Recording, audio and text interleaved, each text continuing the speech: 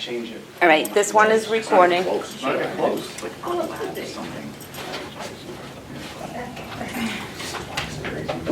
No, I won't.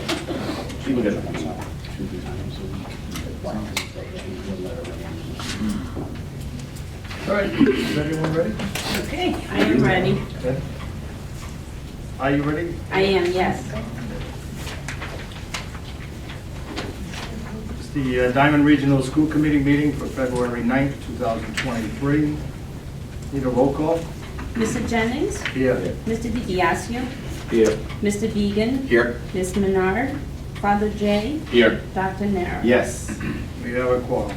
In accordance to Massachusetts General Law, Chapter 30A, Section 20F, any member of the public who wishes to make an audio or video recording of this meeting, a member of the public who wishes to record the meeting must first notify the chair and comply with the reasonable requirements regarding audio or video equipment established by the chair as not to interfere with the meeting. Anyone? No. All right, pledge allegiance. Pledge allegiance to the flag of the United States of America and to the republic for which it stands, one nation, under God, indivisible, with liberty and justice for all. Need a motion to approve the January 12th. So moved. Need a second? Second. All in favor? Aye. Opposed? Abstained. 1.4 student report. Ryan Nato. Good evening. My name is Ryan Nader. I am a junior and I'm in electricity. Student government would like to report some good things going down this winter by the students. Diamond Coat Drive was a success, having 16 specific families with court orders and donating over 200 winter coats to United Way for those in need. About 13 students assisted with Make-A-Wish Foundation on Monday, February 6th at Elks Lodge. Diamond Hockey is having a successful season, 13-1, and it is on a 9-game winning streak. Girls basketball is doing very well with a 12-2 record and is clinched a share for the Mayflower League title. Boys basketball has had a good fan turnout with themed games. Boys and girls track is finishing up their season with a number of state qualifiers, including some of the girls that could possibly make it to all states. Students have also appreciated the new lunch option these few months. Thank you. Any questions, comments? Hockey team's doing awesome. Yeah. They won Mayflower. It was the first game they lost, right? The very first game of the It was season? the first one. And they haven't stopped since. 13 straight. It's awesome. In what? Hockey? Baseball, basketball. Girls never lose. Boys. No. Basketball the other night, who they play? If they comment, they lost. They lost the comment. Yes. Boys basketball does have a game against Case tonight. Yes. Should be well attended, so. Home? Home guys. Really? Moving on. Let's go. And I did invite Ryan to stay for the whole meeting, and he declined. Ryan, You have chosen wisely. Very smart. Ryan, Very smart. basketball game that's calling you tonight. He'll Give be us a leading- live he'll feed. be- Good job, Ryan. Good job, Ryan. Thank you. Thank you. Thank you, Ryan. No problem. 1.5 citizen input. We do have someone signed up, Mr. Madden. Yes, good evening.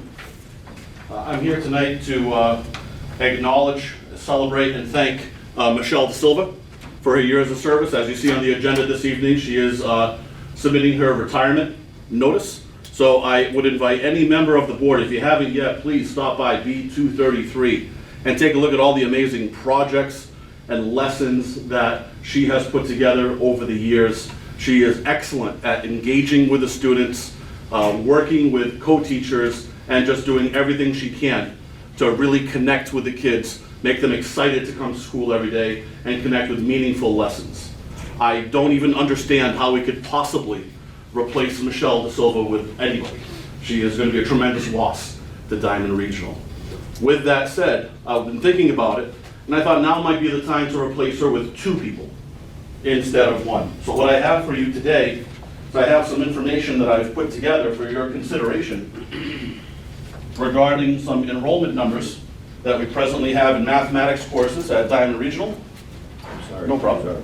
Any course that appears in yellow highlight is a little high as far as enrollment numbers, as far what I would like to see as the head of the mathematics department. I only have a few minutes of your time, so I'm going to have to trust that you'll consider reading this a little bit later. If you take a look at the third page shows the enrollment history at Diman Regional since 2002.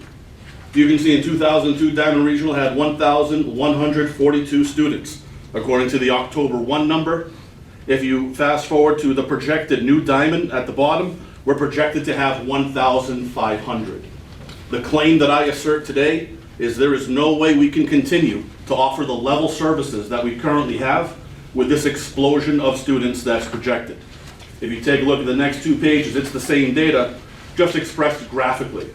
One as a bar, and you can see the trend over the years since 2002.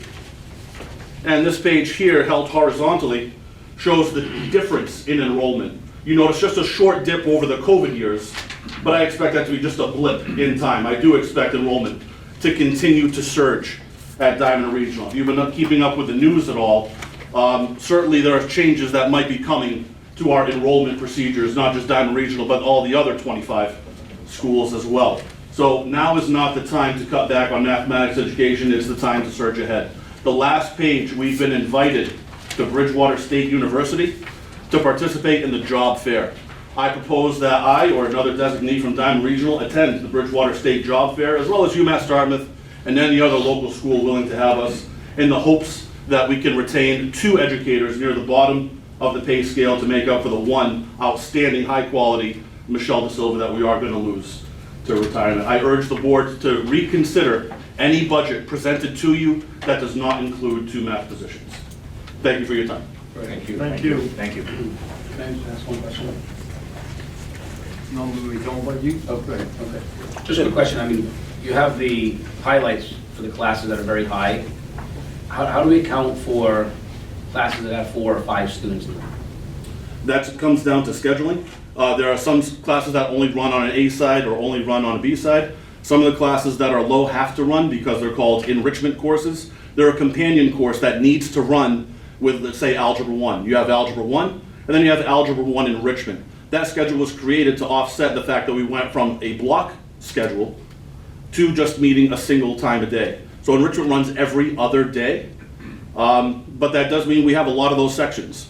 So we can't possibly fill all of them to capacity. We also have some AP courses, AP Calculus, for example. I don't think we should ever have 25. And that's a really select student that's going to be taking AP Calculus at Diman Regional. So that would account for some of the lower numbers. Those lower numbers, by the way, are going to be some of the higher grades in addition to the enrichment. The highlight speaks to grade 9 and grade 10. I focused on those years because of the MCAS test. Any other questions? All right. Again, thank you for your time. all right, thank you.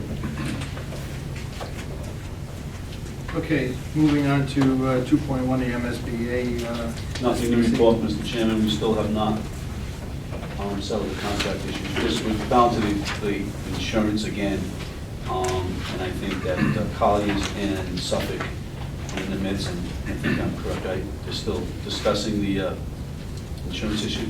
Colliers, Suffolk have submitted the information for the OSEP insurance with Hub International. They submitted it yesterday, if not today. I thought it was today, he said He was, yesterday. today. So, You're submitting today, and they expect an answer sometime next week. No, so I talked to Kevin Chamberlain yesterday, that's what he said. So hopefully. In March, we'll have a contract to sign. Okay, we'll go back on the agenda for next meeting. 3.1, MSBA School Building Committee update, Mr. DiBiasio. The Colliers and Castle Booth and Suffolk has been here so much this week. I told them I'll handle the information to the rest of the school committee and the public that has not been here. So last night, the school building committee, MSBA committee, approved the value management list compiled by the project package to MSBA. This will enable the team to further refine the design and move us closer to the conception. think that's what only lonely. Anyways, the building will still maintain the commitments made to our sending communities, which they had approved. Couple of things that I wanted to, information I wanted for the members that have not been going to the meetings this week. The main building inside has reduced from 389,650 to 378,824. And here's where we've taken it from. We had applied to DESI for a additional shop, ISSN, as you recall. We reduced that, and which gave us 5,000 more square feet to deduct it from the building. Those students, they met with Maria, and those students would divvy up the extra students that we were bringing in between the other shops to bring that number of all those other shops up where Maria thought they could take the added students. The electronic shop, picture our gym right now, that was the size of the new electronic shop. That's being reduced by 1,500 square feet. The auditorium, we took off 1,000 square feet, which will knock off probably another 75 to 80 seats that we had wanted in there. The gym size was reduced to 2,000 square feet, which will inhibit us at this time to put bleachers at the end caps to sit the population of the school.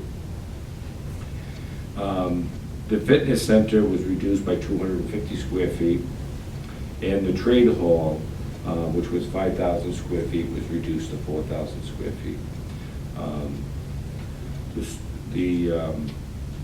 The storage building out back, which was a lot of talk during this past week, which is the building where maintenance will put his tools and some equipment, and along with half the building going to the shops, the hard shops for their storage, which are all in those containers that we see out back. That right now is an alternate, and we're looking, as of what's still in the project is the slab and all the utilities to it. So it's something that can be built either during this project or after the project is complete by us, or hopefully by an alternate by then.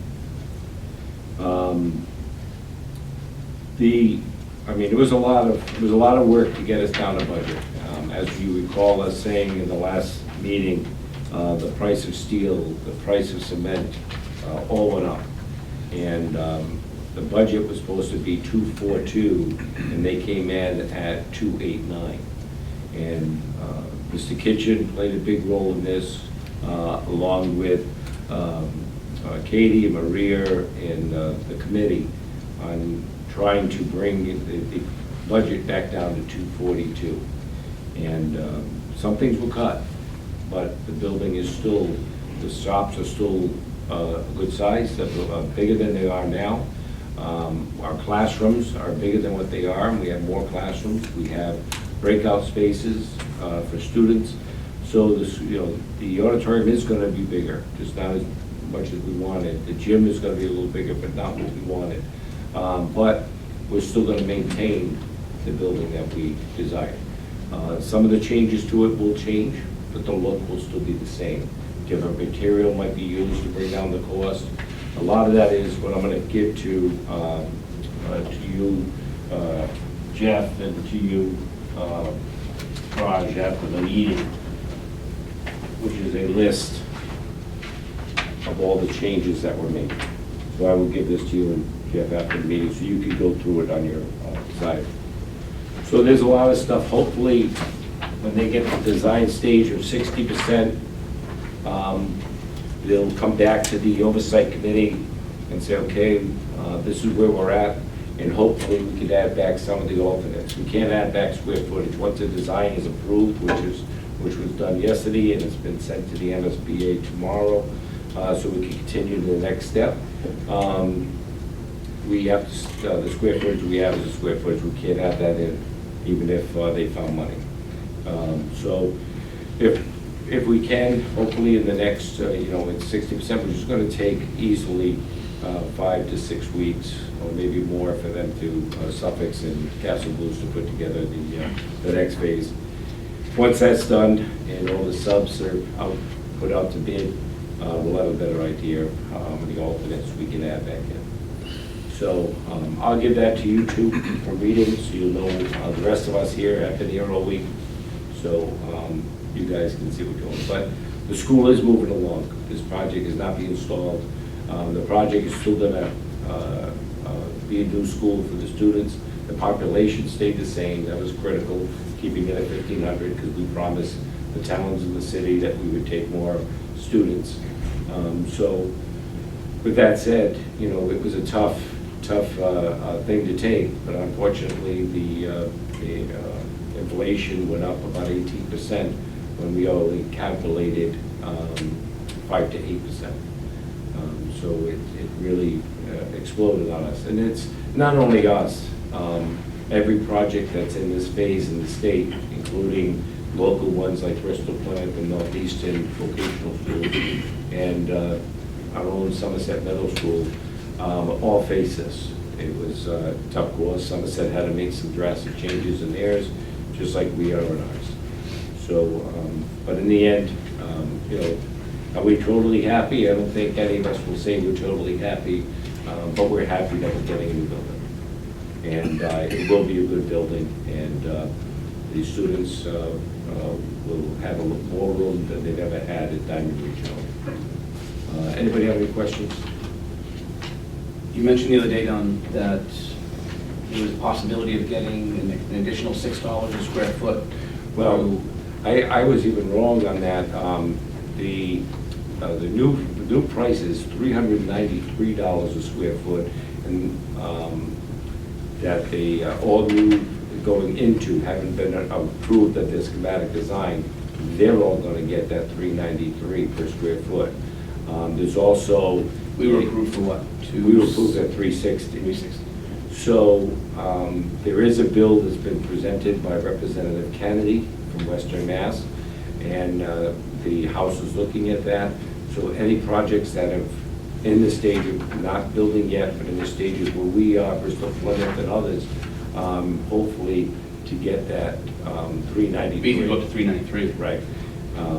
If they get that, then obviously the oversight will meet, and we'll look at that. But that's you know, we all know how it goes.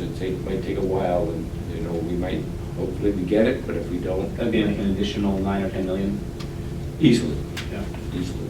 And that will be allocated because the footprint's already been decreed Yeah, in terms oh, of the yes, square foot. So yes. that may be just. So that something means a lot of aesthetics. the alternates that we had taken out, the design committee can add back in. So that's hopefully what we're after. I think that's what all the other schools are after. They're all trying to maintain their square footage the best they can, and hoping that they can do that. We're not locked into particular products. I know we're talking about the walls and the shops and stuff, so that could change. If we want more money. Right, because what that did is that took us, what we did in all the discussions we had and what the Castle Blues did, and Suffolk did, was to come up with product that was good and would bring us down to the 242. So if we find money, we might be able to change some of that product. The only thing is the square footage just can't change. Square footage cannot change. So, but because that's what we submitted on the budget to MSBA, which will be going in tomorrow. But, you know, it's been a long haul, been a tough week, a lot of unhappy faces, but I think in the end, as Mr. Bentley said to the committee, it's all about vocational, and our vocational shops are gaining in more modern equipment, better space, and a better building for them, because some of these shops were never intended for the shop that's in there. So they'll have a shop that's made for them. So you know, we still got a long battle, and we're all going to know each other's middle name by the time we're finished in 3 years. But it was a hard throw. You know, when Somerset was going through it, and I was at the meeting, I had never thought it was going to be this bad. But we gave one promise that I know, Westport and Somerset and Swansea and the city, we promised all of them that we were not coming back to them for more money. And we had to do what we had to do to get it in budget, even with the high inflation of materials. So, no questions? Mr. Chairman? Yep. MSBA project expenditures. We have Callias and KBA.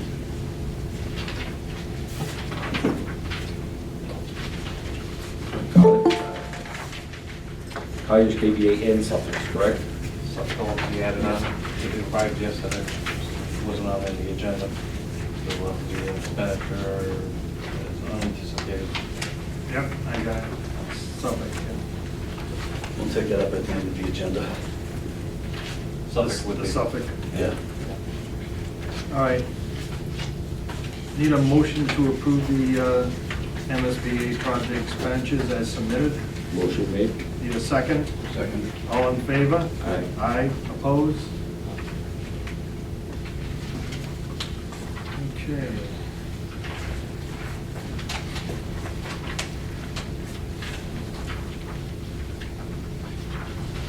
Three point one B, personnel, Mr. Benton. Thank you, Mr. Chairman. As you do see on the appointments, is that there's quite the list of individuals that have been appointed. You do see the letters MCAS that are popping out as we are heading into that time of the year. As we have done in the past, we enhance after school, especially after school and Saturday programs, to work with those students who are at the greatest risk of either not passing the MCAS or just need additional help. As you're aware, the Department of Education is still requiring that students pass the MCAS as a condition of graduation. To that end, Diman has done well in the graduation requirement, and Diman has continued to support those students who need the services. For any of the appointments that you have a question on, definitely I can answer it. I've also asked this evening that Dr. Katie Warren be present in order to answer any of your questions you may have for any of the positions. Mr. Chairman? Any questions? Mr. Chairman? How many of these are new teachers? New as in Hirees? new hirees? Hirees. And then the teachers... Not another teacher getting another stipend, hiring.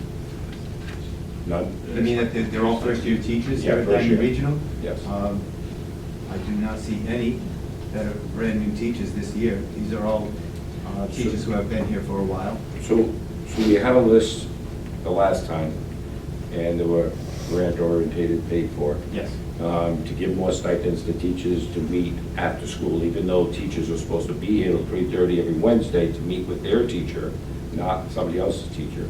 When meet with their teacher, if they're having an issue. Now we're paying them to do work instead of them going to their teacher on Wednesdays. Now, we've added all these jobs here, and some of them are the same people that took on the other jobs last week. Are we just adding stipends? These are all grant paid for? Yes. Okay. So are we just adding jobs because we're trying to cover the grants? Or are we, why we, I mean, obviously, this is all gonna go away when that grant runs out, am I correct? The MCAS positions may continue to stay because there could be another source of funding for it. But what we do look at, Mr. DiBiasio, is the needs of the students on how they're going to perform on the state mandated testing. So I know that was nice language I just said, but we do want to give our students the best chance. So it's not with the idea of saying we have the money, we better spend it. It's the idea of, thank goodness we have some funding that we can use wisely to help our students. This has been something that we have done right along, and it is continuing. It's just that it appears to be quite the list, because MCAS has gone from being English to English and math, to English and math and biology. And coupled with that, there are students who can make it after school, which we have. There are students who make it on Saturday. They make that effort to be here in a specifically designed program in order to help them understand the content. Some of our students have difficulty deciphering the language of the MCAS, which is a specialty unto itself. It's not just the content. If you have a difficulty in a reading area and the MCAS is all reading, you need help in understanding how to attack that question that you're being asked, whether it's English or not. And that's what these teachers do. Are they all aware that it's grant funded, and with the grants up, are we going to, we're not going to try to find funding out of our budget that we don't have? I would not do that. The money is grant funded. Should that money run out, okay, we will have to take a hard look at what are we going to do? What will be the offering?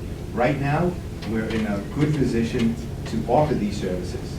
That money's going to run out at some point. Okay, when that happens, Mr. DiBiasio, and I'm still here, okay, there will definitely be a discussion on what are we going to do to help our students. I would also like to note, just the positions you see here are under Title I grant funds. Title I grant funds have been around every single year since 1993. The positions you see in front of you happen every single year. Whether those came to this committee or not, I'm not sure. But every position you see is, and these aren't new programs that we're just creating. Our MCAS Academy, our MCAS remediation have been around for a few years. And I do take, onus in the fact that along with our great teaching that we're seeing in the building, the extra supports that we give to students got us one of the highest accountability ratings around. A few months ago, we provided those accountability ratings higher than Somerset, higher than New Bedford Voc, higher than BP. We do it in half the time. So these aren't just something we created this year, Mr. DiBiasio. This program's been around for a while.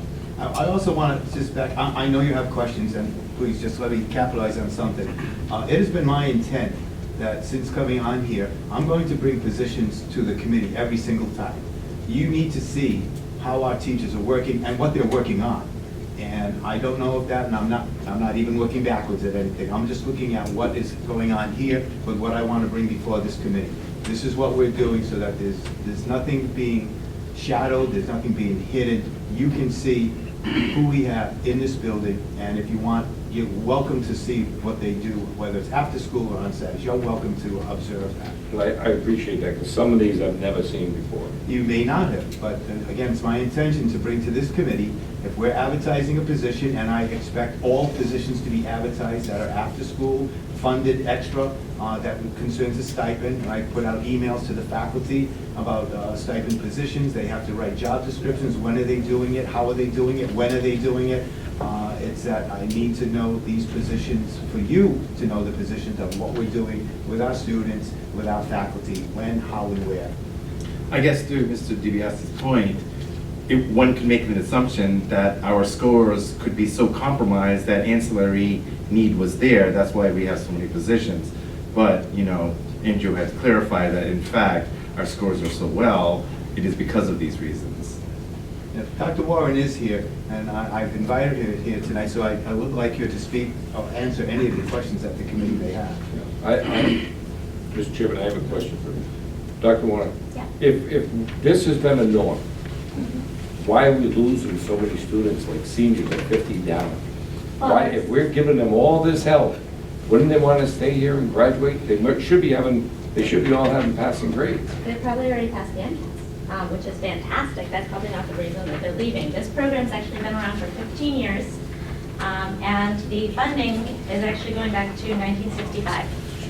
So it's probably, I'm going to guess, not going anywhere, because it has to do with, our school-wide program has to do with socioeconomic status.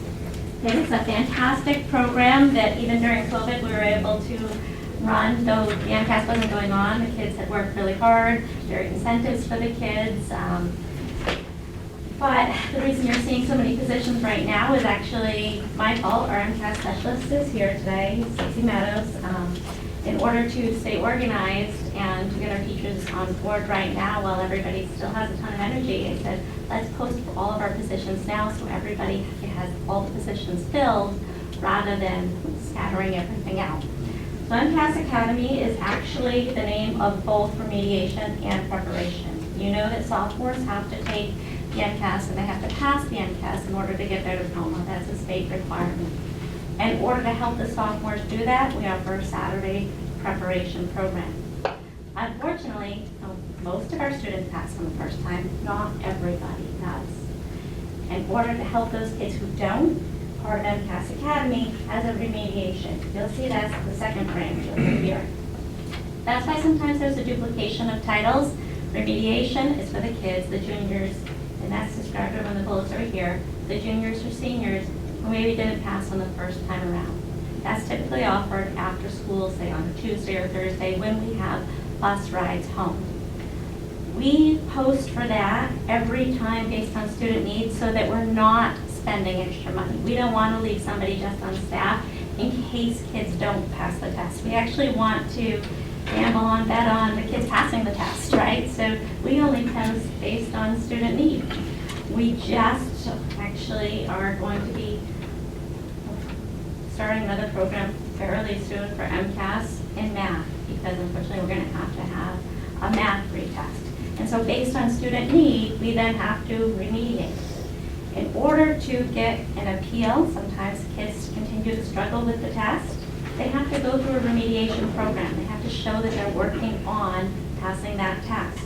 So actually going to these remediation programs, they end up getting a certificate of going programs, we put it in their file, and that works part of their appeal process.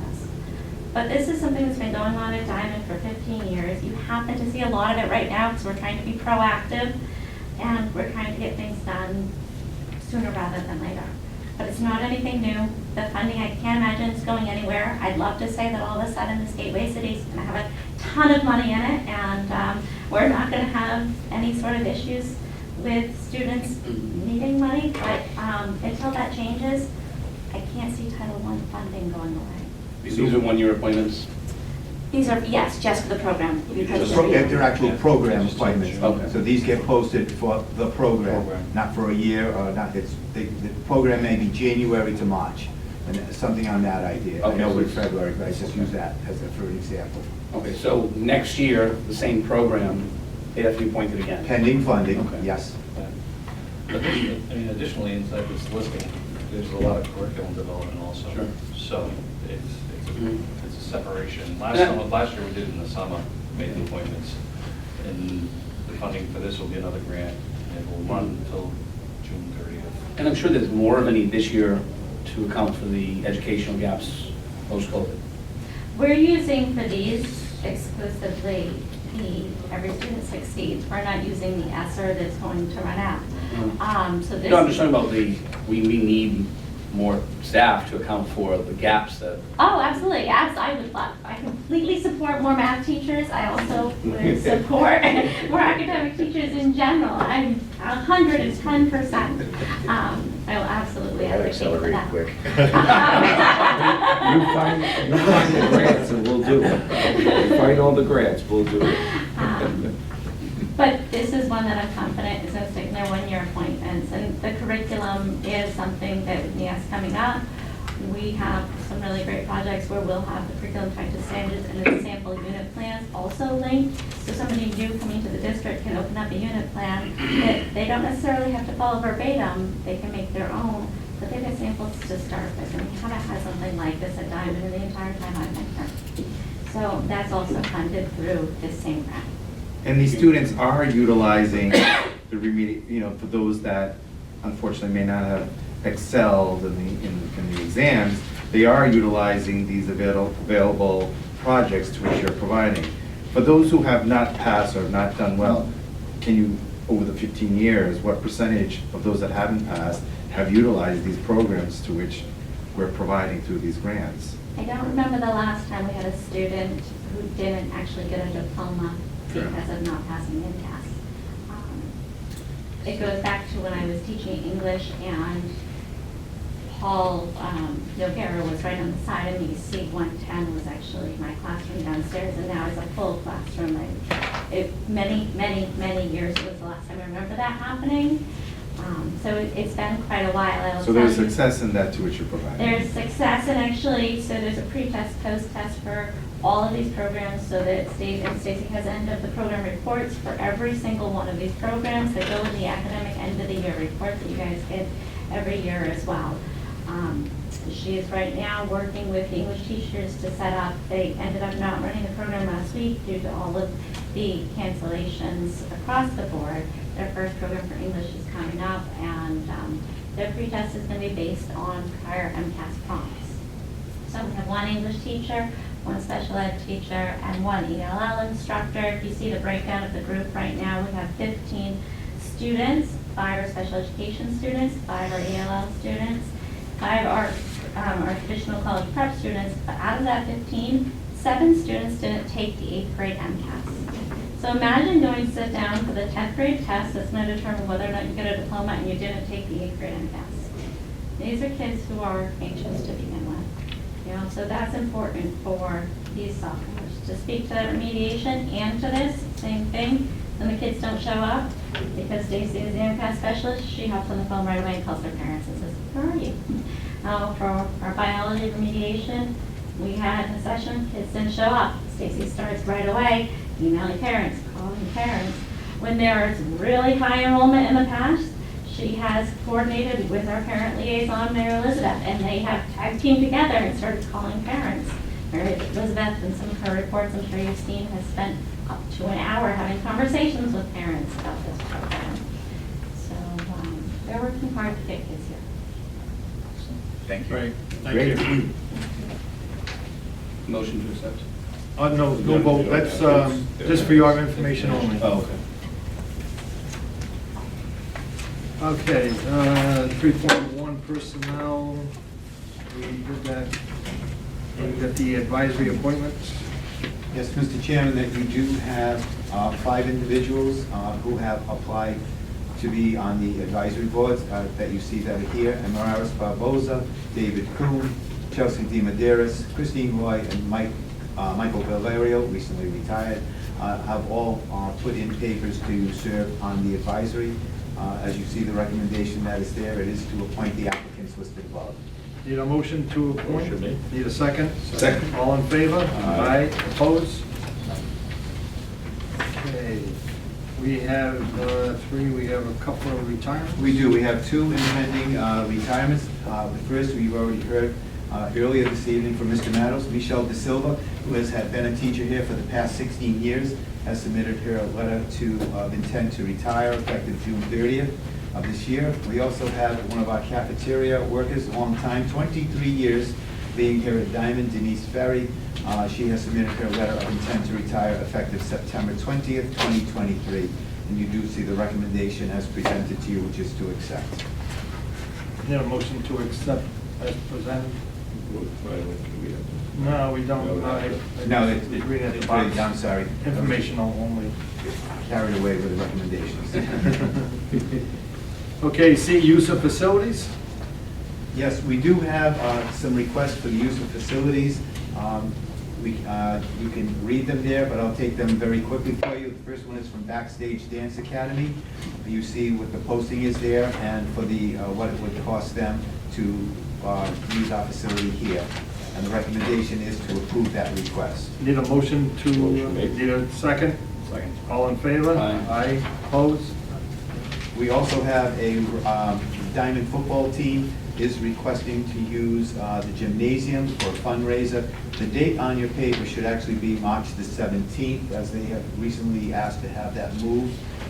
Then 6 to 9, you do have the recommendation, which is to approve the request by the Diamond football team to use the gymnasium for an annual dodgeball tournament fundraiser. And if it does so move you, you're welcome to attend and participate.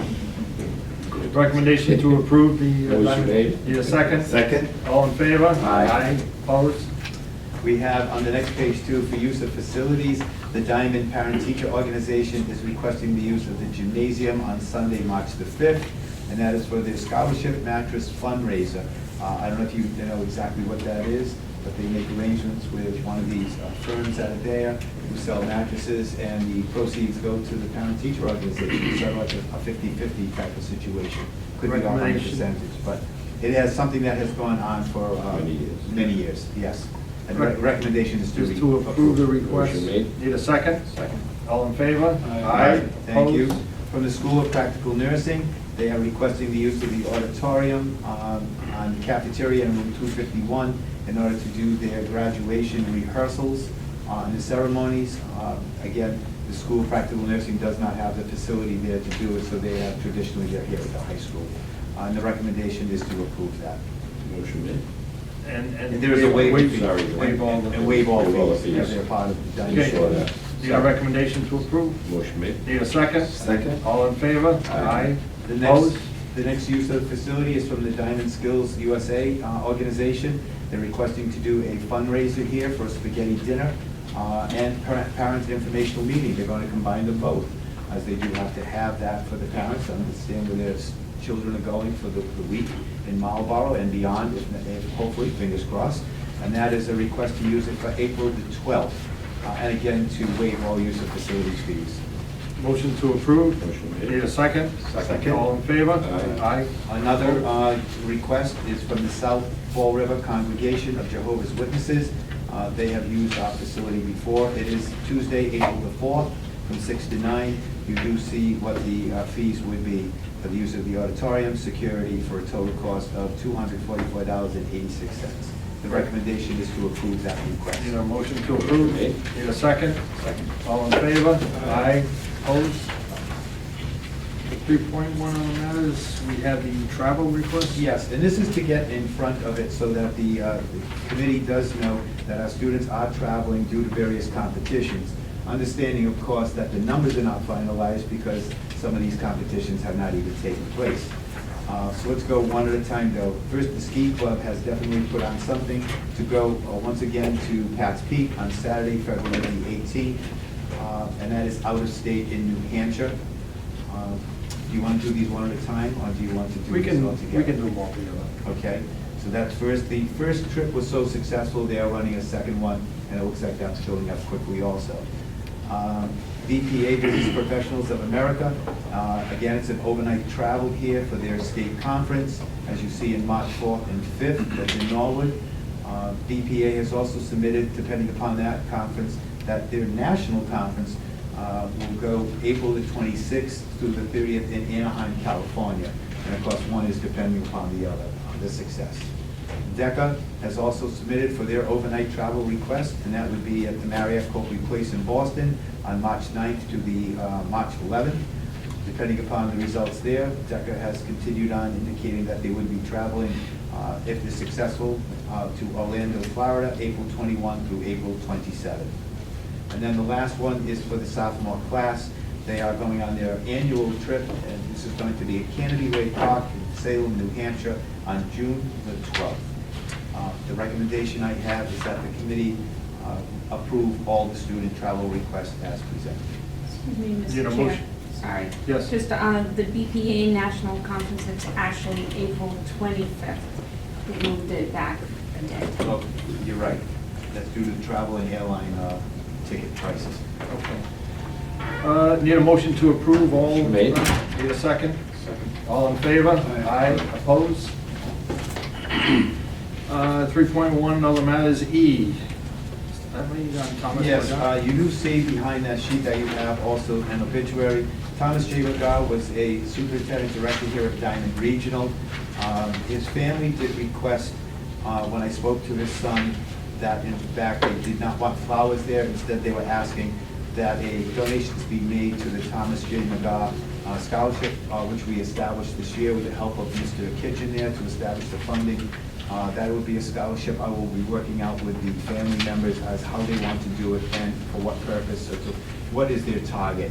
But I'm asking that the committee do approve and establish a scholarship in memory of Mr. McGow. Need a motion to approve? Motion made. Need a second? Second. All in favor? Aye. Opposed?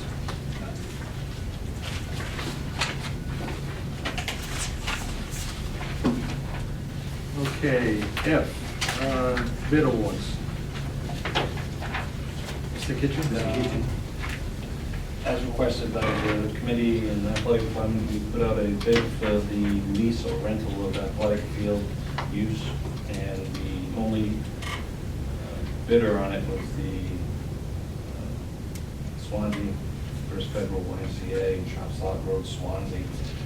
We asked for, it'll be this spring, the whole spring, fall and spring of next year, and then the third year is actually an option year, so you can exercise it or not. They provided the pricing for the fall of the third year, but I included it in the total. But right now, what I would ask you to do is award to the Stokoe First Bed YMCA, Swansea, Massachusetts, as the responsive and responsible bidder for the athletic field use for Diman Regional High School. And for how long is that bid for? It's good for, it's 2.5 years. 2.5 years? Yeah, because it'll cover us this spring for baseball, softball. Yep. Girls and boys soccer, again, and then the third year will be an And option. then the optional for the. Yeah, the final two, see where we're at. Okay. Soccer and football. Not football. Soccer will be the only use over there. So just soccer? Soccer and then baseball, softball. And baseball, softball, okay. Yeah, and then the city's letting us use the field at Talbot. For football practice? It's a softball field, but it hasn't been maintained, so it's an open field, basically. So that'll be for football practice? That'll be for football practice and a little bit of track, like long jump and such. And we'll have no home games for the duration until we have an actual field again. Okay, recommendation, I need a motion to approve the bid. Motion made. Need a second? Second. All in favor? Aye. Aye, opposed? Okay, you have another bid? With the Skills Capital Grant for advanced manufacturing, we placed a bid for six bed mills and 7 track lathes. The responsible bidder is Southwest Industries, doing business as Track Machine Tools, for a total of $575,990.40. And all of that is covered by? It is covered by the Skills Capital Grant, which was to cover advanced manufacturing for approximately $1.7 million and $800,000 for dental. We haven't started doing the dental yet. It will be probably next March. And this is some of the equipment for the new school. Yeah, you'll see in the surplus list, there's a number of lathes and bed mills that are being removed. Okay. Motion to approve the bid? Motion made. Need a second? Second? All in favor? Aye. Opposed?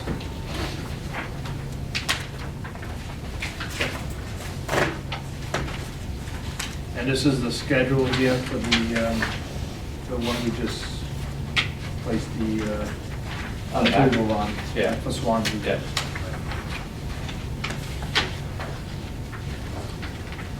Okay, G, monthly financial report, Mr. Kitchen. The expenditure report has only one negative balance in it, and it's with the extraordinary maintenance line, which is usually not funded until we receive our carryover figure, which would be based on our E&D certification. We did certify E&D with the Department of Revenue last month.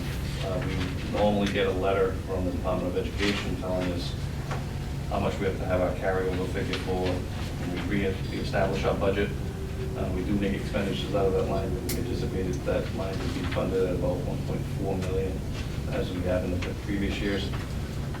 So other than that, it's been somewhat uneventful. We're trying to manage the equipment needs for the project, such as carpentry and the last purchases and such. And then this, even one of the expenditures you'll see this evening also is for a forklift for maintenance, and also a virtual paint sprayer for auto collision. So we're trying to make early purchases now because of the low turnaround for delivery. Did you see a virtual paint spray? Is that like we're painting but we're not? We are not. Okay. It's actually Technique. It's very, it's about technique. Technique without losing product. Interesting. You didn't think I was paying attention, did you? I know I wasn't. Have we not used many subs this year? A first half of the year, we pay it out of the ESSER money. Oh, okay. So what we did was, earlier this year, we did a transfer, so that's why it's at 135, we normally funded at 250,000. Okay. So from this point forward, we will be spending it out of regular appropriation. Okay. All right, any other questions, comments on the budget? No.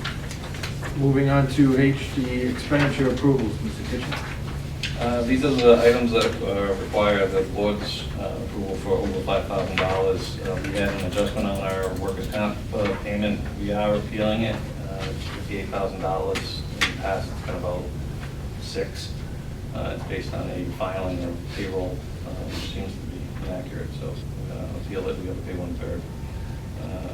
Balfour is graduated. I believe it's for the rings or the graduation expense, last rings. Corner Sports is hockey for bags.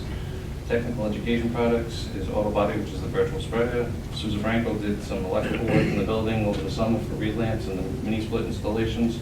You'll see the lift truck for the forklift. The current forklift that we have now was purchased in 1994. It's got 30 years. We're doing a lot of movement of advanced manufacturing machines, carpentry machines. So It'll be helpful. it'll be helpful to Well, the new. yeah, so what I'd like to do is keep the older machine down in advanced manufacturing, so that it's available for them to move some of the lathes and such, and then keep the other maintenance machine with Mr. Davies. But when it goes, it's not going to be repaired. There's no need to. From there, we have the business professionals expenditure for the filing of the state conference, DECA conference. American Finance is the second payment of devices for computers for students and staff. Patman is a consultant that we use for the mental health grant. Thomas Murray is a professional development speaker. Renaissance is a software product. Mass Teachers is the benefits package for grants for people that we pay out of, I believe it was Title I. And then Southwest Industries, we just approved. Blackhawk is a purchase of tooling equipment for the advanced manufacturing out of the grant also. Colliers we know, Casaloo's we know. Building supply is actually an adjustment from the previous last month's approval. The price went up by the time we audited it. It went up a little bit. I didn't know what much discretion I had with that. Pro AV have interactive televisions or interactive boards that we're using in the classrooms. That's coming out of ESSER money, also the grant. All Data is software for auto body and Voc-Tech, auto collision.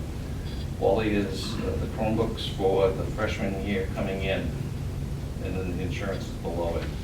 So, I just have one question. Sure. What's the life on a smart board? Are these smart boards going to move into the new school, or are they? I mean, I don't know what a life on a smart board is. I've seen them. I know what they do. What I would recommend, I had a conversation with Mr. Bozon about it, is the boards that we're installing this year, I would recommend moving them into the shops rather than into the classrooms. And this upcoming year will be the last year of the grant. Those will be ordered to be installed. Yeah, they're actually much better than what they used to be. The smart boards used to have the foam backing. Yeah. It was almost like a whiteboard, a sharp projector. These are actually televisions with interactive touch. So it's like a large touchscreen monitor. Thank you. Any other questions, comments? Seeing none.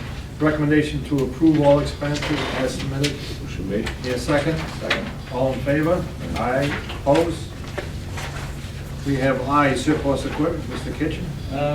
Within advanced manufacturing, carpentry, and the buildings and grounds, those are the items that we're looking to, like I said, there's a Doosan turning center, which we are replacing, the lathes that we're replacing, the shop mill that we're replacing. Also, in carpentry, the ball machine, we are not replacing. The planer we have ordered last year, it's due to come in next week. The multicam CNC, we are not replacing. And then the edge binder we approved at the last school committee meeting. And the other items from buildings and grounds are vehicles that have already replaced. We have a genie lift, like a small genie lift. Now we have a scissor lift, so it's kind of obsolete. It's been a few years. And then the 65-foot boom lift is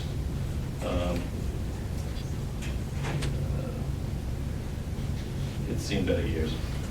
I've looked at a 46-foot boom lift. If we need one on the property, they have running for about $106,000. Unfortunately, if you order it now, you'll get it next March. So what I'm looking at is perhaps going to an auction and buying one there.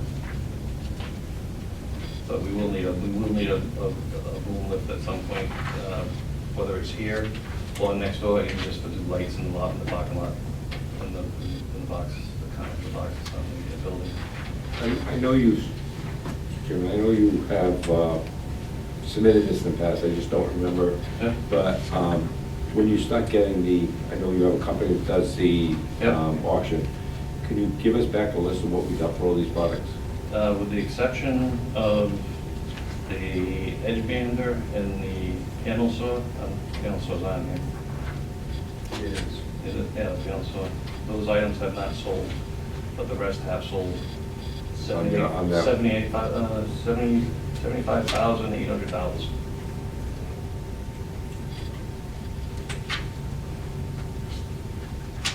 Thank you. So, okay, this year we'll probably realize just about $100,000 in surplus. Nice. That's what we can get. Anything we can recoup, we'll take it. You're a man after my heart. Just curious, on the two other, the last two vehicles, did you end up auctioning them, or you just scrap them? or- No, we auction them. We will auction, we auction them. Actually, one gentleman, they averaged out, one was just under 4,000, one was one was just under 4, and one was just around 3,000. Wow. The frames on them were going. Yeah, so I was surprised, I thought you just on the scrap them at this point, but. No. Yeah, because some of them, I thought they were in tough shape, but. Yeah, yeah. Better than the $360 we would have gotten scrapped. Scrap is not up in value. Yeah, next month, what we'd like to try to do is take care of some of the technology surplus that we have, which is the teacher laptops that have replaced some of the towers. So we have the towers, so we'll have to pull out the drives and then just scrap them, but those will be scrapped because people will take them to the copper, the boards and stuff with metals in it. Some of the old Chromebooks, but we also have some of the Mac computers that were in graphic arts. I would prefer to do some kind of a auction with the students that might be in that shop that might want to utilize them, whether it's there or drafting or something, but have the students have the opportunity to try to purchase them at a rate that they could achieve. They're not that old. They're about 4 to 5, yeah. Still in. No, they're fine. They're fine. They're all in ones too, so they're nice. Question, But I think it's worthwhile to have an opportunity to share with the student. some, like the milling machines, are we getting new ones? Yes, New ones? those what we have So ordered those will- earlier. Those will go to the. The new ones will go, yeah, everything that's going to advanced manufacturing will be next up. That department will be retooled. Literally. Literally. Recommendation to approve the surplus of. Motion made. Need a second? Second? All in favor? Aye. Opposed?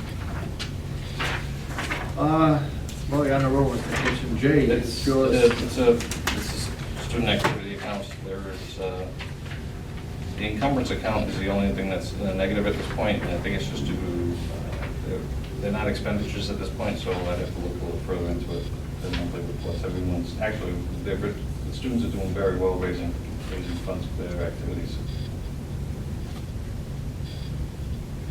The class of 2022 still hasn't. I spoke to Miss Woods and Alice Goddard, they were reaching out to the class Goddard, president. and she was reaching out to the class president, and they were looking at perhaps a gift towards a new building, or a gift to some of the other classes, or athletics. They want to build a maintenance building? A buddy bench. Everybody needs a buddy.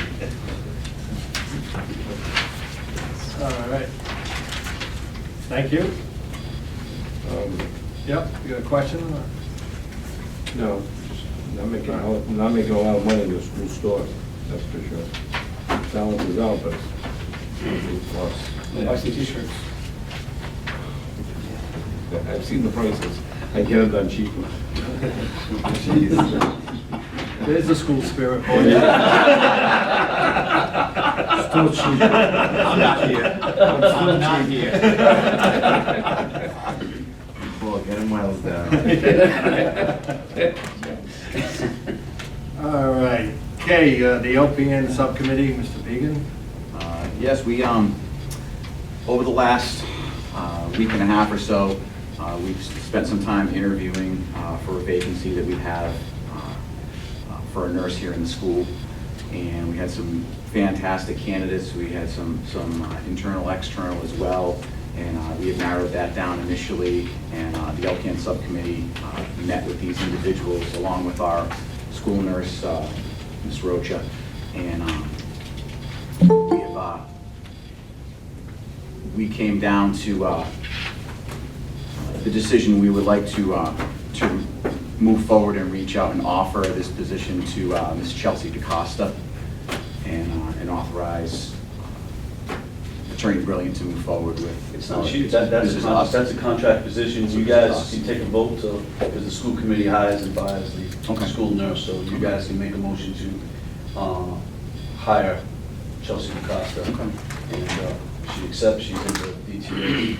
Excellent. All right, well then I'll move forward, make a motion to hire Ms. Chelsea DaCosta as our new school nurse vacancy. So I have the motion, I need a second. Second. All in favor? Aye. Opposed? Okay. Congratulations. Let's see. LPN program update?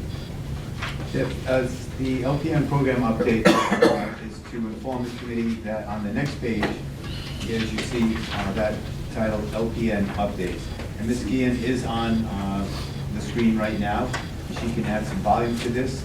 But this is an update to give to the committee how many students are in the program and what is going on and what is going on for recruitment of next year. We also see that what the tuition is, 22-23. This is not before the committee just yet, unless they wish to take it up. What the tuition is for this year, which is 22-23. The 23-24 rate has not been set, as that is a purview of the school committee to do that. But first, I would like to bring to their attention, and Ms. Guillen can add some volume to this as to what is going on with the students that are in the program. As you do see in the program, as of today, that number of 23 is actually 22.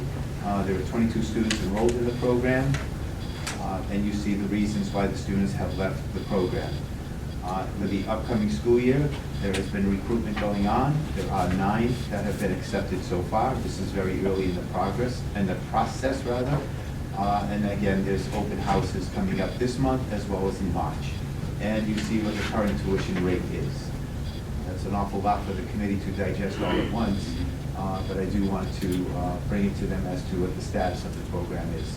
And Ms. Guillen is available to answer questions. What is the capacity? Or So so we can take 50 in our full-time program, and we can take up to 20 in our part-time program. But we have 22 right now, plus 12 part-time days. So currently, we have 34 that are expected to graduate at the end of the year. Also, as of today, I have 15 accepted for next year already, 3 pending that I'm just waiting for resumes, references, but they're already at the score that I need, so that'll be 3 more coming in. And we just had 5 students take the T's tonight. They just left a little while ago. We have an open house coming up, but we're ahead of the game from last year, and so that's my goal, is to bring in as many as I can for full-time and part-time for the 2023 year. I would like to bring in minimum of 40 for full-time day and bring in the full 20 for part-time day. All schools around, at the PN committees I've been going to, they're all suffering. There's not as many people that want to enter nursing any longer since COVID came around, but I think we definitely have an advantage right now. When I asked them what their admissions were at this point, Blue Hills had 3, and Assabet only had 6, and the other schools were around there. So this time, in last year when we entered into May, we only had 12 people accepted. So I already have 15 accepted as of January. So we're pushing forward to get those seats filled. Now, when you say accepted, do they also commit? So they have 30 days, we just sent the letters out on February 2nd. They have 30 days to come and pay their seat fee. And that, once they pay their seat fee, then they're committed. Or they'll lose the money, so. Well, I think it's great that we're moving forward and trying to, actively recruiting to get these numbers up. And I am aware of what the capacity was prior, that this originally was put forth, the LPN program, to have 50 people in the seats. And I understand that enrollment is down across the board for everything currently in healthcare. But I think it's great that we're ahead of the game compared to the other programs, but Diman Regional is the one that I'm really concerned about. So Yep. we need to really take a hard look at that. And I'd also, to dovetail onto this, Mr. Kitchen, at some point, I would like to see a solid P&L on the program as a whole, to see where we sit with this program financially, moving forward with current enrollment numbers. Obviously, like I said, as it was presented and instituted as for 50 students, I'd like to see where we sit and make sure that we're actually making progress effectively for the school. We spoke, myself and Mr. Benton spoke this morning, or this afternoon, I should say, there you go, just to get a better handle on the funding mechanism of it. As far as what state funding is, and Right. Tuition funding, out of district, out of state. Well, that's the other thing. I mean, in the Chapter 74 money, we get Chapter 74 money, but that money, are we seeing it where it's supposed to be? That's quite right. Yeah, I don't have a good answer. Right. So I'd like to see that. That's quite right, yeah. Does the staffing fluctuate based on enrollment? No. So the staffing, we're staffed to cover the 50, because when we're out at clinical, we can only have 10 out at clinical, so the staffing has to be kind of set up to cover that. So right now, obviously it does fluctuate. Anybody we bring on as adjunct, we say according to the student census in there. So if census goes down and we don't need that adjunct, then we don't use them. But also, there is a lot of collaboration going on, just to kind of keep you up to date. Right now, out of those people, 15 accepted, 7 of them are in district, and the other 3 that I have pending are also in district. So that'll be 10 in district that we're admitting out of the 18 that we'll soon have. So, I forgot what I was going to say. Oh, the staffing and the change in the staffing. We're doing collaborations right now with a nursing pathway grant, it's called, and it's to get more CNAs from our schools that are around here to come into the program. And we're working with Kathy Ash, who is on the board, and all other collaborations. There's actually a consortium of 11 of us, 11 different schools that are together to try to get more admissions in. So we're working with a part of that as well.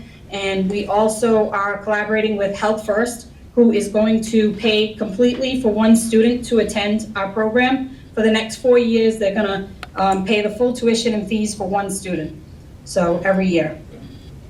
I'm only asking that. I mean, Mr. Matos is here asking for an additional math teacher because we're increasing numbers, but you're less than half capacity right now. And I'm just wondering, do we fluctuate? And I understand you need a minimum number of teachers. If you have 1 student there or 10. And currently there, we have 1 faculty member out on an FMLA, and we have another faculty member who resigned just yesterday. So we do have we're not ahead of the game with faculty at this point. One of the other concerns I have is we noticed, as you documented here, we have 10 students withdraw or leave the program for various reasons over term 1. Is that a normal attrition rate? Yeah. Term 1, you see a lot of withdrawals. People that come in and they think they can do it, but they can't because of working, and they need to continue working, or they can't pay the tuition that they have to pay, so they can't just can't do it. So we do see in term 1, it's our biggest withdrawals, or even dismissals, because term 1 is 5 courses. When you go to term 2 and 3, it's only 1 course at a time. Because that was a third of your students. That's a lot. Yes. Have you I know you probably have, but did you try to offer them part-time to stay? Yeah, you can't do that this year because we were in our second year of part-time. So next year that can work, but this year, because it was part-time second year, you can't do that. Different I mean, classes. 'cause the reason is that, and I think that's what Mr. Deegan just asked for next meeting, but when I look at the numbers and how much we pay for all the staff, supplies, insurance, building, and everything else, I don't see how this can be making budget. So, I mean, I just, I knew that we've always said that, I think it was 45 was a safe number to be able to make budget. Now it's, we're down to 32 and 23, and I just don't see it, so I mean. Yeah, and that, unfortunately, that was when the administrator left last year. That was, I came into this role in this situation. We did the best we could. When she left, she only had 12 admissions at the time. So we then interviewed and we got 38 accepted. In about a month's time, we accepted 26 students. That was a hard feat in itself. So by the time, that was 38 people, by the time class even started, 6 had already withdrawn or couldn't pay the tuition, so they never started. So we started with, the 36. And we've seen with COVID and with the increased anxiety just everywhere, we've seen that in first term in every school. We're actually ahead of admissions, and I know you care about Diman, but we're still talking about the other schools in the area. There is a lot of this going on. We meet all the time about how we can all improve retention. The state's working with us, the Board of Nursing. We have a lot of collaboration with a lot of people because it is a huge problem. Have you been working with any of the private nursing homes who I know who pay for one of their CNAs to go on to become an LPN? Have you worked with any of them? Yes, we do have one that came in from Alden Court, does that often with us, which is actually all the way in Fairhaven, but they do work with us. We currently have one coming in from Catholic, and they do tuition reimbursement with them as well. And like I said, Help First, it's a new collaborative for them, but they're excited and they want to bring on one student. And then, the other, that grant that we're working with, right now we got a small amount of money. We were granted $25,000 for the planning phase.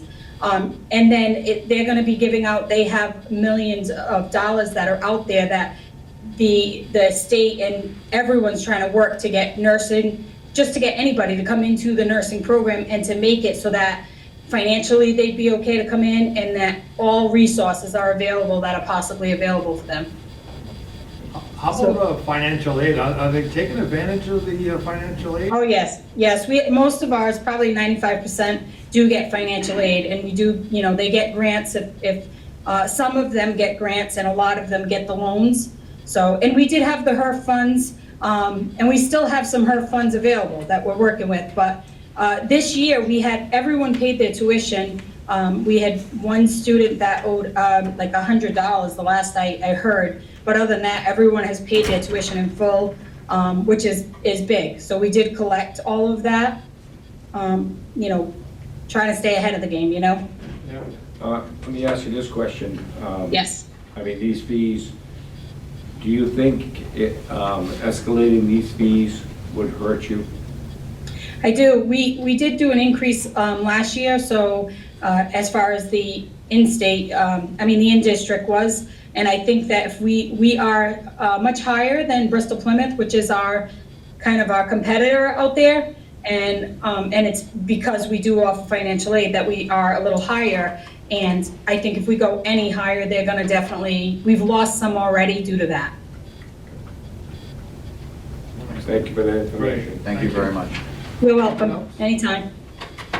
Does the committee wish for a report at their next school committee meeting? You've asked for one thing already. Would you like to be continuously updated? Certainly, I'd like to know, on the enrollment and everything. I think it would be great. I'll make note of that. No problem. All right. Thank you, Laurie. You're welcome. Have a good night. You too. Thanks. Okay, next is the House Building Facility Subcommittee, Mr. DiBiasio. Nothing really new to report. All the, no new, as you see on your list, nothing has been added to this list from the last meeting. The addition that's being put on the house for citizens, is it, Mr. Bentley? People Incorporated over in Swansea.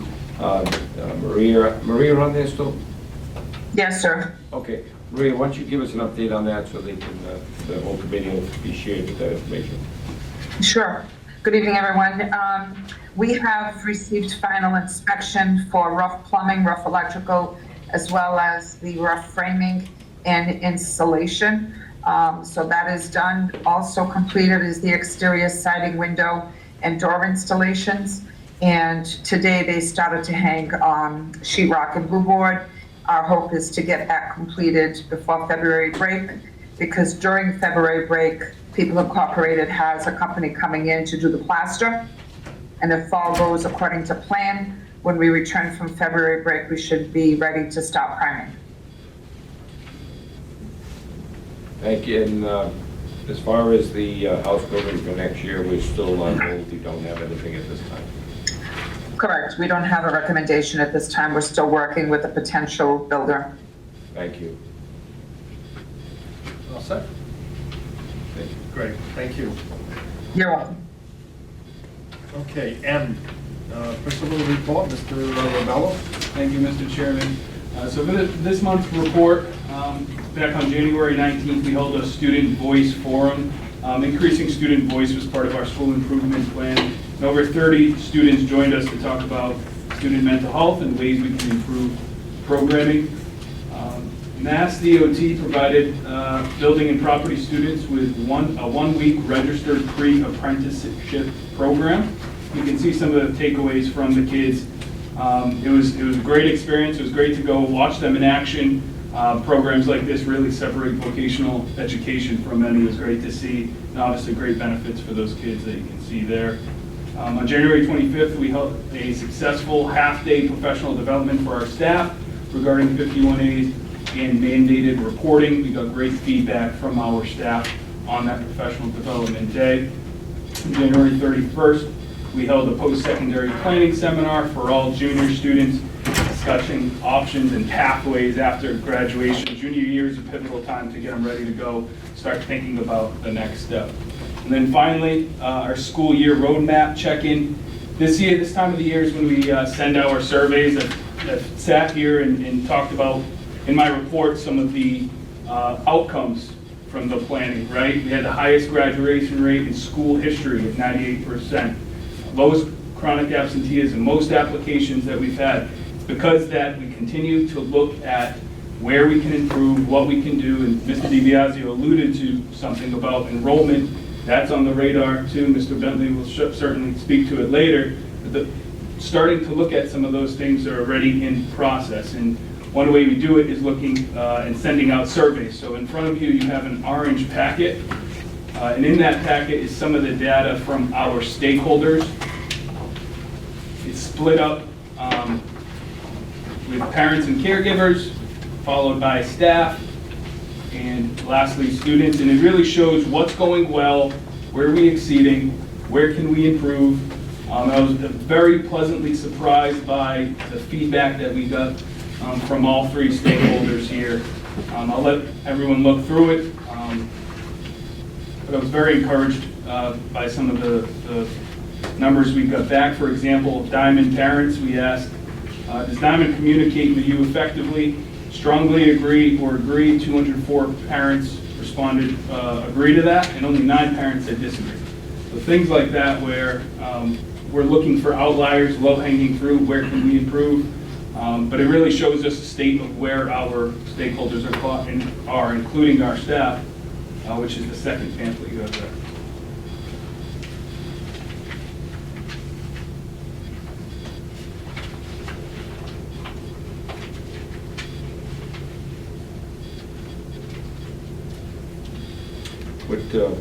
What parents, who do they go out to? All parents. Of the whole school? The whole school. And I was really encouraged by the staff response. We had 140 respondents from our staff, and that's the second sheet that you have. Really encouraged by the participation in that. It gave us a true snapshot about where we are.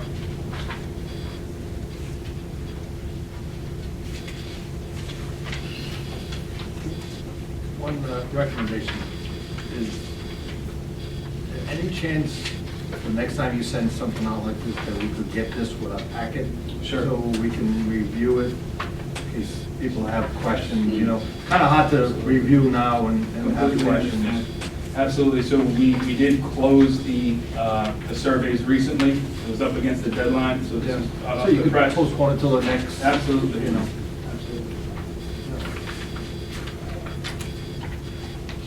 Got a lot of information. Now, these there. were sent out to parents of graduates. Current Or students. Current students. Current students. All 4 grade levels. I'm just looking at the recommend versus not recommend. I guess you can't make everybody happy. But only 213 responses. From the parents. Yeah. We're hoping for more. We sent out a few. Wow. No. Was it That's almost 10%. Was it hard for them to do? It's online. It's an online survey. There was only one format to do it. Those in the future, we could have other ways. Incentivize the answer, give them coffee. If you participate, that's a good suggestion. Give them a cookie. Here's a coupon. Yeah. Enter into a raffle for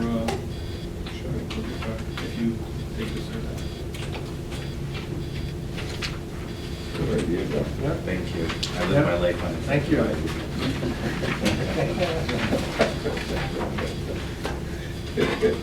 Any questions, comments on the principal's report?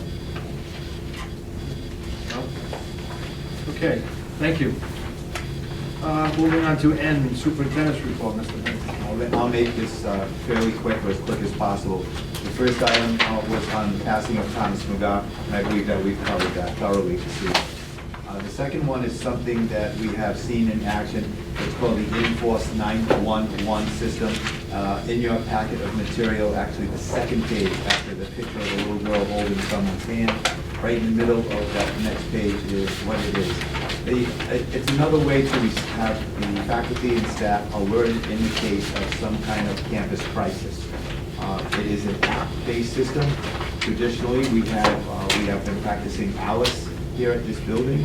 What that means is that when there is an intruder over the intercom system, there is some kind of a signal or an all system report that is given, such as intruder in whatever wing. This is something that is sent to teachers' computers, and if they want to, this is not mandatory, they can download it on their smartphone if they want to get the app, which is for free. What this does is that this sends out an alert signal that immediately puts in contact with the police, the person in charge, and alerting all faculty of what's going on without the use of the intercom system. It's mostly looking like a text message. We saw a sample of it being demonstrated to us by the company that does this, which is out of Massachusetts. Bishop Conley High School does have this system in their school. It is our intention to go over and look at this, as it's not a very expensive system. Total cost, if we were to do this building and the LPN building, so that we'd all be on the same page, is $2,600 in total. But I urge the committee just to take a look at it, see what, we all know that this is a selling piece, that people always put out their best material. We want to see it in action, because we don't know exactly how it works. We saw a demo, it sends out an alert, you go on your phone, much like when you get those crisis calls on your phone, and with an alert, a hurricane, whatever, you download, you go into the app, and it would start sending you information in real time as to what is going on. You know, evacuate through the north end, go through the south end, police are on the scene. It can be used as an internal device for all of us here. It can also be used just to alert us that something is happening on school property. For example, bad accident outside of school, faculty stay away from the whatever exit of the building, things of that nature. In essence, in short, it's a very modern technology panic button that you can set off in order to indicate there is a crisis or something is happening on campus that we need to alert the staff on. Now, that $2,600, is that an annual fee, or is that It a? would be an annual fee. There is an organization that has reached out to me saying that should this go forward to the school committee, and after we look at it like it's something that I would be coming back with, and I would only send this forward with the recommendation of the school committee, was that they said that we would fund this. They would buy this for us. So it's something. I would have a member of the Florida Police Department present when you do your... Oh, yes. Officer Lopes is the one who actually started this.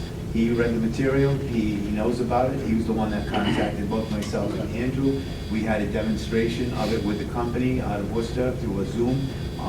He was present with the security officers, Mike Zajac, the assistant principal, Andrew, myself, and Officer Lopes. And we say like there was one school who purchased a program, I'm not sure if it was this one, and the town police department had no clue about any part of the program. That question did come up, and that would have to be resolved, as Officer Lopes did alert us to the fact that this is a nice thing to have for the school, but the police department also has to be on board with how are they responding to it, and is this something that is, how would they respond to it, because part of their contractual duties as being a police officer responding to emergencies and so on and so on.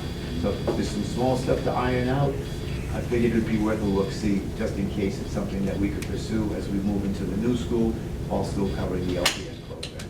Are you going to come back with more? Oh, I'll come back with more, yeah. We're hoping to see this in action at Bishop Conley, as they are ready to do a demo.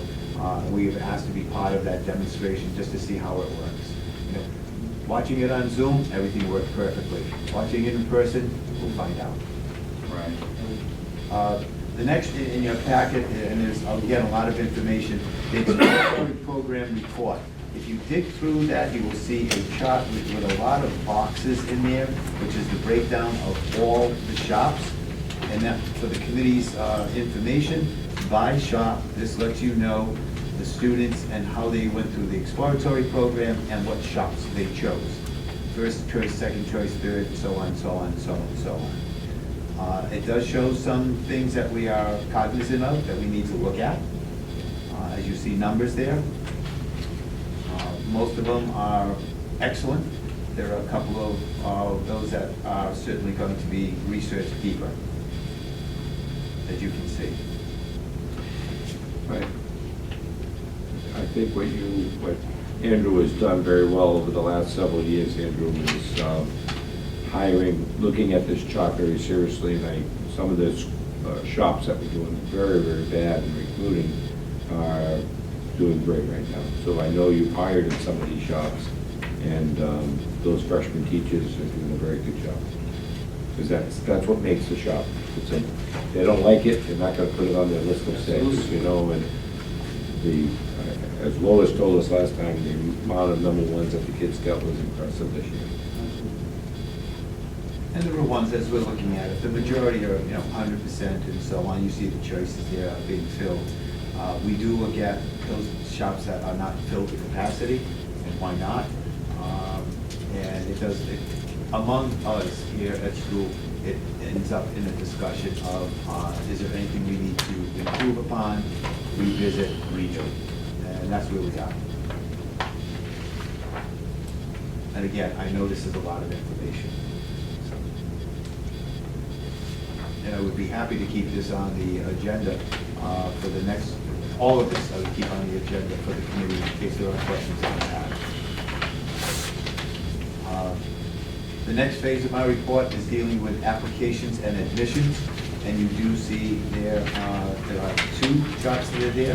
The very first one shows that where we are as of today for the class of 27, as of January 31st, that there were 662 applications that have been received. Please understand that applications for the first round were December the 15th. Applications continue to be received on an ongoing basis. So as of the date that I asked for this, of January the 31st, 662 came in. And please information, you see how that compares to past years. You do see where the applications are down below, according to community, Forest, Swansea, Somerset, Westport. You also see out of district. Happy to report that the system that the admissions committee put in place and voted through for this committee was how to weed out or go through or flag those applications that appear to be suspicious, I'll say it that way. And that has met with some success. And we did send out the first batch We waited some out. There was a second letter that I believe just went out, that was sent out, we discussed that. And again, we're giving them the opportunity to respond and show proof positive that they are within the district. If not, those applications will be set aside.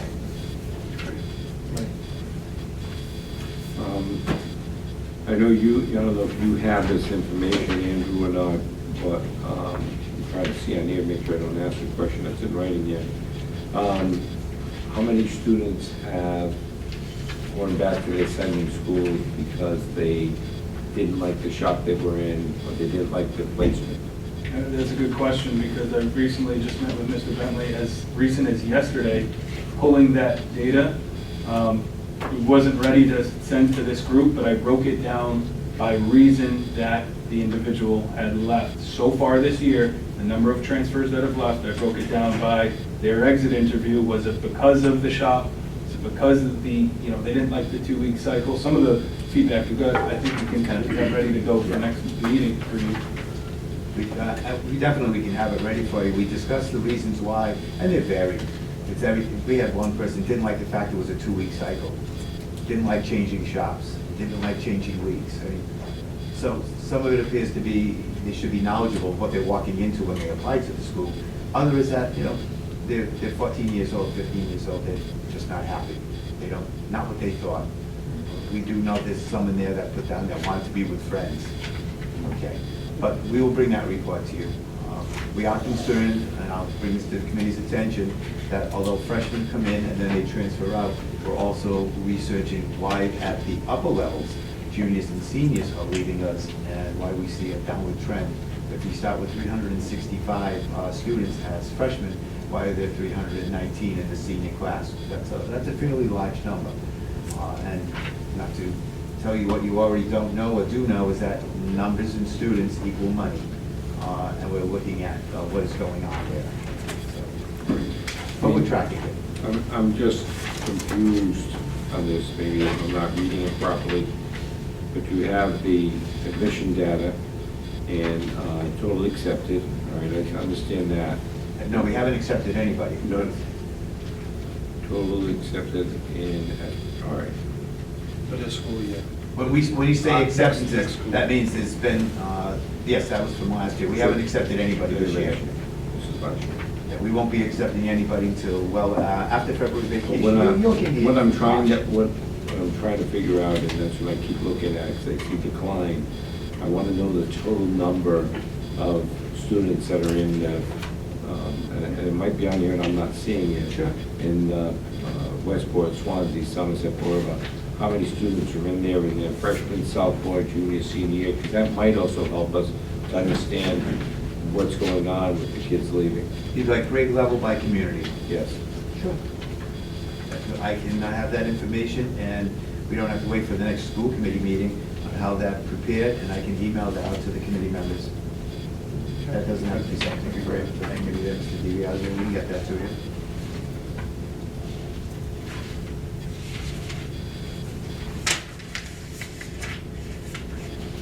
You look at the next page, it kind of gives you some numbers.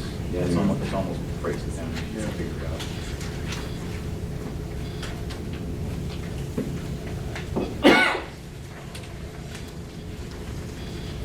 This will be coming before the committee on a regular basis too, as we start to go further into the school year, but more importantly, as we start accepting students, so that you're thoroughly aware of what's going on. And then my very last one is a cooperative education report. Very simply put, we are very happy to report for cooperative education that currently we have 183 of our seniors are on co-op. There's a page in your packet which shows you where they are employed and their current hourly rate. So it's very good. Have we lost positions? Yes, during the year. Students come back for various reasons, but there are 183 students currently employed on the cooperative education program. I've also asked Mr. Lazaro to start visiting students out at the job site, keeping a log of where he goes and reporting back to make personal touch with the employers to find out are there anything out there that we're missing before we send them out and preparing them for the positions out there. Thank you. You're welcome. Thank you. Next, is the calendar events. see the school vacation is coming up. March right now, our next school committee meeting is scheduled for the 9th, March the 9th. And then P, we have other items not necessary, not reasonably accepted in 48 hours, and we have the Suffolk billing invoice. Yes. There's also the Colliers bills. Colliers too. Yeah. In addition to what you already approved? Yeah, January. Suffolk, Suffolk. Colliers for Suffolk, right? Well, Suffolk arrived on the 7th, so it's the work through 131, sum of $50,000. Colliers is again work through 131, which arrived the other day from Mr. Alex in the amount of 45,677.50. And then there's a request from the metal fund that missed the agenda because he looked at it after the agenda went out. The metal fund purpose, but put in over the sum of 5,000. So those are the three items that did not make the agenda due to late arrival. I don't have the one for the metal package. It's a little further in. It's Oh. it's just an item that Mr. Noguera was requesting. And then, Okay. Need a motion to approve? the Motion made. Need a second? Second. All in favor? Aye. Opposed?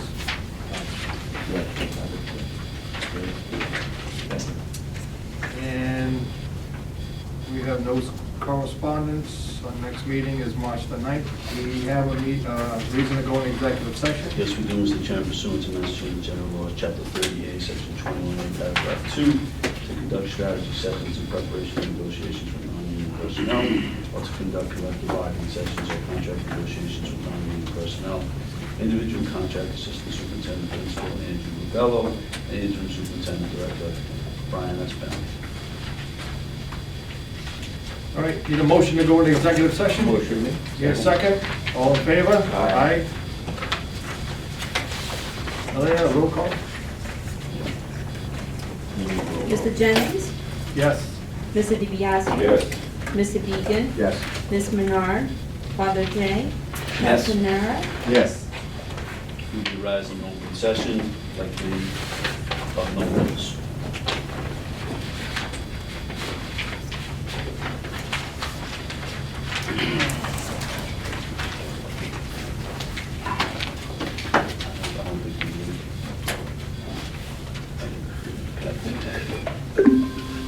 Ready to buy you a coffee? You got 10 minutes. Well,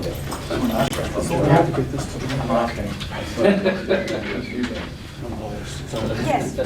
Felt hour in between this. I will add it to her. See you Monday. I like you all. That's been a lot of hours, I'll give you that.